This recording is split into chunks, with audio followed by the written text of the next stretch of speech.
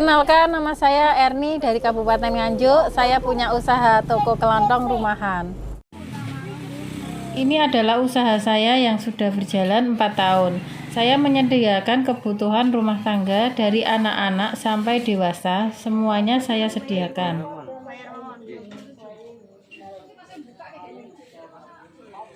Video saya kali ini, saya akan berbagi bagaimana cara dan tip-tip membuat usaha toko kelontong swalayan ini dengan modal seadanya. Dimulai dari tempat usaha tidak perlu mewah, yang penting bersih, tidak kena hujan dan kena panas. Yang penting bisa untuk jualan, itu sudah cukup. Cukup bangunan sederhana, dinding, lantai, dan atap. Nah, yang tampak ini adalah menghabiskan dana 9 juta ya, Pak. Nah, yang ini atapnya sudah terpasang. Ini keramiknya sudah 90% ya. Ini rak sederhana, asal fungsinya sama untuk display barang dagangan. Modal awal saya buka toko ini sebesar 19 juta di tahun 2017. Itu pun sudah termasuk tempat usaha dan barang dagangan, rak dan mesin kasir. Ini toko saya yang lama.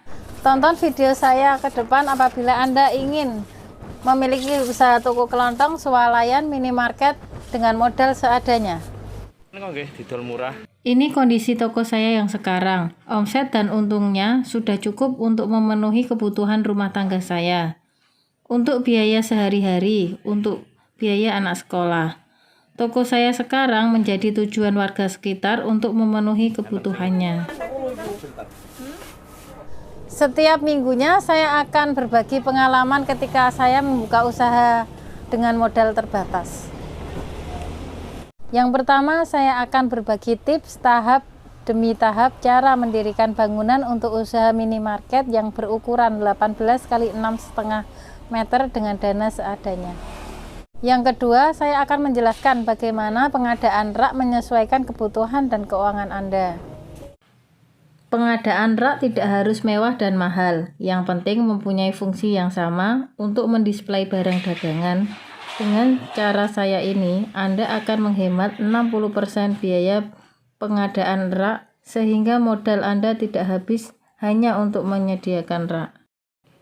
Seperti rak di toko ini tidak habis 15 juta, terdiri dari 15 rak pinggir, tinggi 180, isi 6 shelving, termasuk meja kasir sederhana, rak rokok, 6 rak N, 8 rak double, itu uangnya 14 juta. Ketiga, saya akan berbagi bagaimana pengadaan perangkat kasir menyesuaikan dengan ketersediaan dana Anda. Satu hal yang tidak kalah penting yaitu pengadaan perangkat kasir dan aplikasinya. Lewat video ke depan, saya kasih Anda panduan bagaimana di toko kita ada perangkat kasir yang murah yang siap pakai. Saya akan menjelaskan komponen perangkat kasir apa saja sesuai kebutuhan di toko Anda. Dan juga kita akan membantu cara instalasi dan cara penggunaannya. Kita telah mengirim pesanan perangkat kasir ke seluruh Indonesia lebih dari 1000 toko di tahun 2021. Apabila Anda mempunyai laptop, Anda cukup pasang program kasir 300.000, Anda sudah mendapatkan aplikasi kasir dan database barang dagangan yang dijual di minimarket. Selain menjual barang, kita juga melayani jasa perbankan, yaitu tarik tunai, transfer. Dengan ini, toko kita menjadi ramai.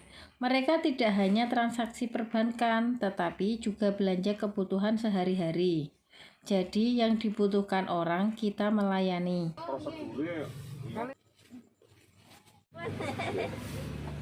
Yang keempat, kita juga menerima berbagai macam pembayaran tarik tunai, transfer. Kita bekerja sama dengan BRI dengan brillingnya dan kantor pos yang menerima segala pembayaran tagihan.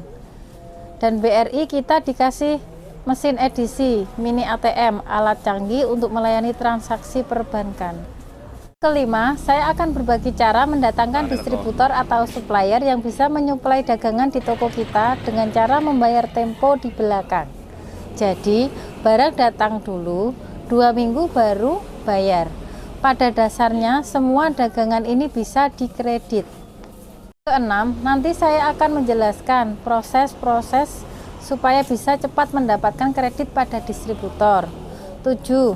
Saya akan berbagi tips penghasilan apa saja yang didapat selain dari untung atau selisih harga jual. Misalnya dari display pajangan, dari produk tertentu, bonus target, sewa rak.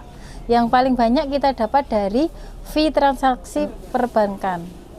Selain poin-poin di atas, kita akan banyak berbagi lagi tips-tips agar toko kita berjalan dan berkembang.